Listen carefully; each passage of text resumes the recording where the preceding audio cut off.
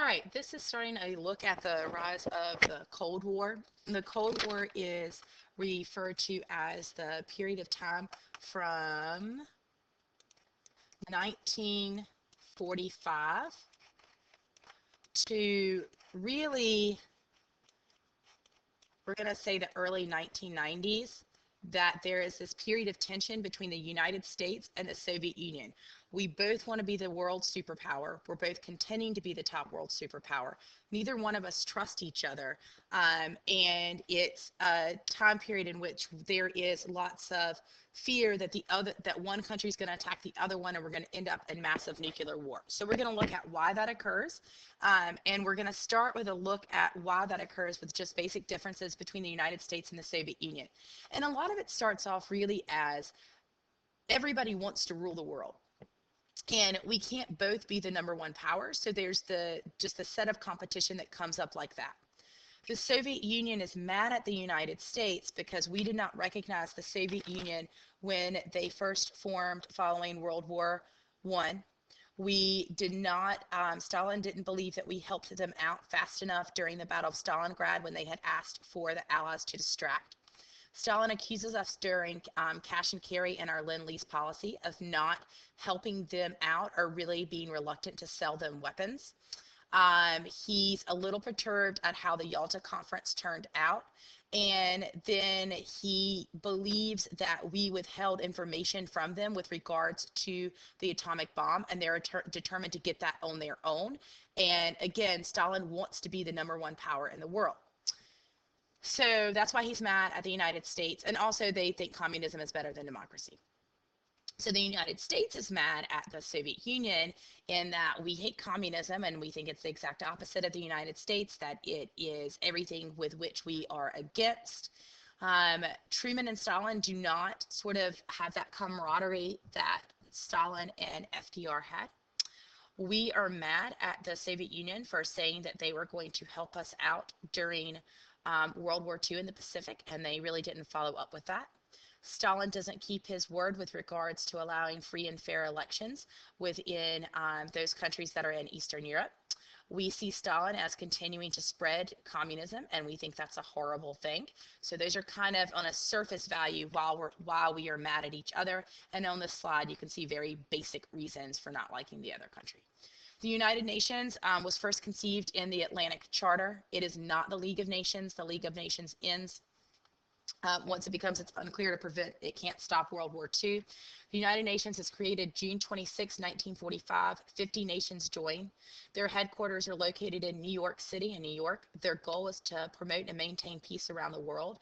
There is a United Nations military in which nations that are members of the UN contribute members to the UN military. They are a sole peacekeeping military. They are not there to take land or territory. The United States is one of the largest contributors to the UN. The Yalta Conference. So we're going to go back just a little bit and kind of look at these issues between the United States and the Soviet Union. So here is Churchill, here's a very aging FDR, and there's Stalin. And it's in February 45, so the war is still going on in Europe, but it's coming to an end. And it's obviously still much very going on in the Pacific as well. It's Roosevelt, Churchill, and Stalin. And the question really is, what are we going to do with Germany? How are we going to handle Germany? Because what we did after World War I clearly didn't work. It just made them angrier, and it gave them reason, I guess, to be angry. But we believe Germany can't be trusted, and they need to be watched. The United States says we'll do what Stalin wants to do, just kind of to keep him at bay and to keep him from throwing a big temper tantrum. And so, but in order to do that, the Soviet Union has to agree to a couple things. One, they have to agree to join us in our fight against Japan. They have to agree to support the UN and make sure the UN is a functional agency.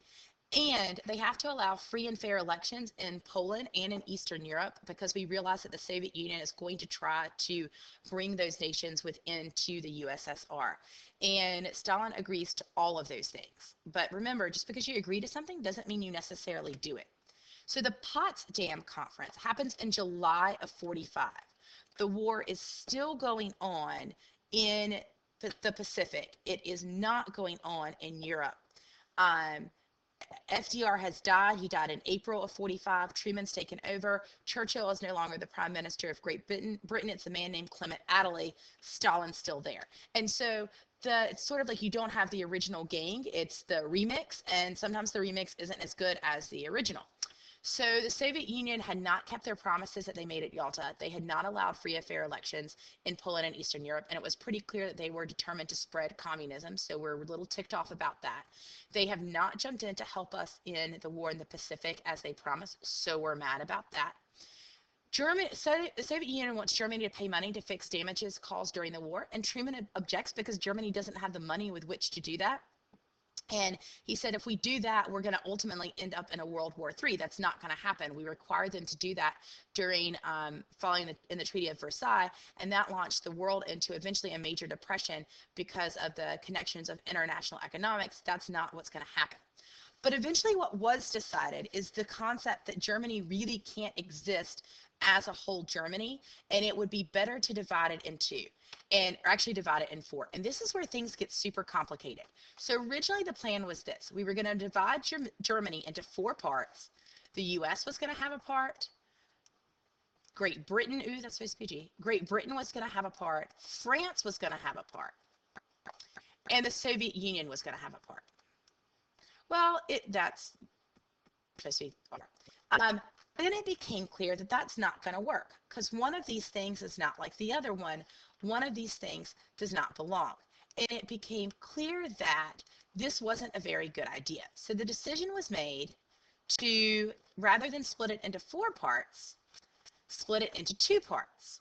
And those two parts would be West Germany and East Germany. West Germany would be controlled by the US, Great Britain, and France, and it would be a democratic controlled area. The Soviet Union would control East Germany simply because that's closest to the Soviet Union, and it would be Soviet Union controlled, which means it's probably not going to be democratic. Here's the thing that's really strange. There's only one capital of Germany, so there are two Germanys, East and West Germany, each one controlled by a different member or a different group of the Allied powers, but only one capital, and that's the capital city of Berlin. And that capital city was going to be shared by US, Great Britain, France, and the Soviet Union. Doesn't make sense, doesn't really sound like it's going to work, and it's certainly not going to work because it's weird. And it's not a really good setup, but we're going to come back to this. But it is a way to keep Germany from becoming too powerful.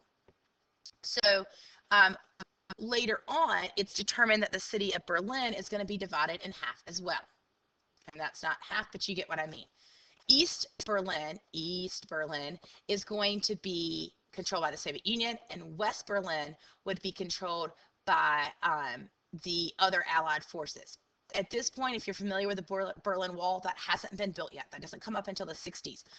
But we've already kind of got a hot mess of stuff just seeming weird and not really working out very well. The Iron Curtain is a pretend, it's fictitious, it doesn't exist, but it is this fictitious divide between communism and non-communism. And it's a statement that was made by Churchill prior to his departure and referring to after World War II about we had gotten to this point where you could almost draw this Iron Curtain or this line down the world from where communism stopped and democracy began. The Cold War, again, you want to know the basic definition. It is the tensions between the United States and the Soviet Union following World War II that last into the 1990s. We both constantly threaten war, but we never really fight each other. So the satellite nations, the Soviet Union forms its own group of nations because it feels like the former Allied forces have all kind of still BFFs and they don't fit in and they don't have any BFFs. And they don't really know that they want any because they want to be the head person in the posse. So the Soviet Union, here's the Soviet Union right here. It's mostly of today, like when we call Russia, that's mostly the green part. I don't know what you want to call this. The peachy colors are territory it gained when they expanded from 40 to 47. So this is land that they gained during World War II, and then also land that they gained following World War II. All the yellow stuff is areas, and here's this blue line would be the Iron Curtain, are all land, or they are all countries that are not part of the Soviet Union, but Stalin basically controls everything that they do. So they're not officially members of the Soviet Union, but they are countries in which Stalin tells them all what to do. A lot of nations that were formerly part of the Soviet Union, Kazakhstan, Uzbekistan, they all ended in Stan, they would all be around this area. So this includes Russia and other areas as well. And they're called satellite nations. So the United States is like, yeah, we're not really okay with what this looks like, this continuous expansion of Stalin's power. And so George F. Kennan, who had been the American diplomat to the Soviet Union, in February of 46, suggests this policy that you need to know deep down to the bottom of your toes. It's called the Containment Policy. The idea is that we're going to put the Soviet Union in a container.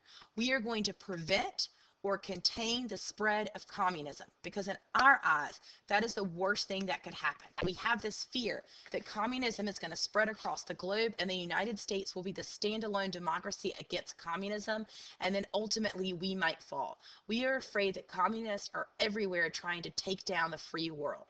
So if the umbrella, is containment, under the umbrella, we're going to talk about different things. And the first one under that umbrella is Truman Doctrine. The Truman Doctrine states that the United States would give $400 million to Greece and Turkey to help them fight off communism, because Greece and Turkey, or here's Turkey and here's Greece. They're very close to those satellite nations. And Greece and Turkey, following World War II, are like, we have a lot of economic problems. And countries that are in economic distress seem to lean toward communism because that seems like a solution to their problems. So they say, listen, if we don't get some help, we are going to fall to communism. And the United States, like, that can't happen. We'll loan you money to have you economically viable again. We add on to this, and this is what's going to get us involved in a lot of stuff that's sort of not our business, that we will do anything we can to help any country around the world that wants to resist communism. We will step in, we will solve the problem, we will make it better. We can be depended upon to stop the spread of communism, and that's our commitment within the Truman Doctrine, which falls under our commitment within the Containment Policy, which really would be our foreign policy. The Marshall Plan. So if you remember, following World War I, we had the Dawes Plan, which is where we were going to loan money to Germany, and Germany would loan that money, or would pay that money to Great Britain, and then Great Britain would pay us back, and it didn't make sense because it was stupid. And it wasn't successful. We came up with a Marshall Plan following World War II, and that's our plan in order to help Europe recover from the World War II. Over 4 years, we sent 16 countries about $13 billion in aid so that they can rebuild, and then they're going to pay us back. Unlike the Dawes Plan, the Marshall Plan works. These countries do rebuild. They do become economically successful. We do not go into another massive worldwide depression. The Berlin Airlift. So if you remember from just literally a couple minutes ago, we were talking about the division of Germany, and that Germany was divided between East and West Germany, and then Berlin was divided between East and West Berlin. Well, the Soviet Union controlling the east side, the US, Great Britain, and France controlling the west side. Stalin decides that he wants to take Berlin all for himself. His logic is this: hey, Berlin is all in my side of Germany, so I should be able to control all of Berlin. I should control the entire capital of Germany.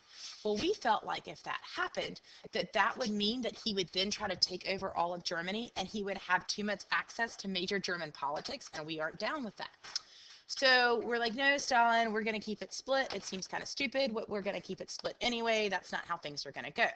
And Stalin's like, yeah, I'm not about that life. So he decides to blockade Berlin from getting supplies. So his idea is that he's going to form a blockade, and he's going to prevent the areas in East Berlin. He's going to separate East and West Berlin, and he's going to make it so that West Berlin can't get any supplies.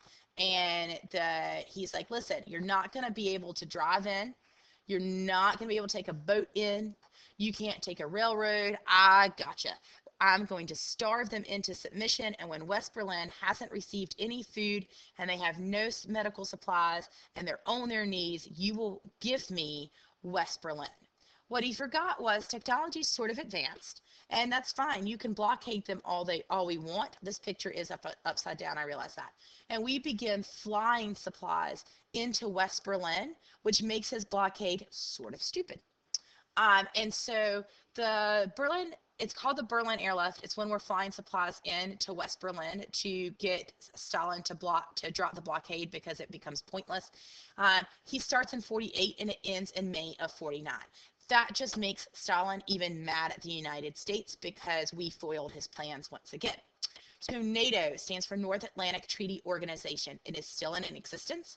It was created April 4th, 1949. It's made up of 10 Western European countries, the United States and Canada. Eventually, West Germany, Greece, and Turkey joined in, and it is a pledge of these nations to have each other's back. If you attack one of us, you attack all of us. It's an alliance system.